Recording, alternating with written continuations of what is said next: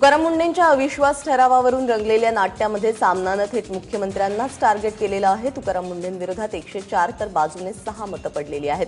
त्यामुळे लोकशाहीमध्ये बहुमताला किंमत असते। उगाच मुख्यमंत्र्यांनी इरेला पेटू नये, सरकारला बहुमताचा आदर करावाच लागेल असं सामनामधून म्हटलं गेलंय।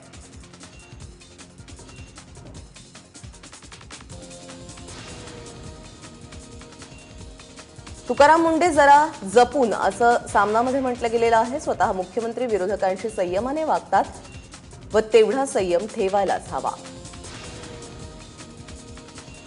मुंढेंनी संयमाचा बांध तोडून डोक्यात राग घालून काम केलं तर त्यांचे कठीण आहे।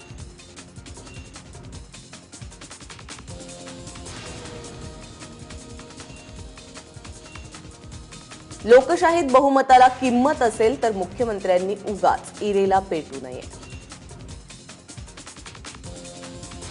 लोकप्रतिनिधी मुंढेंच्या विरोधात असतील तर सरकारने बहुमताचा आदर करावा।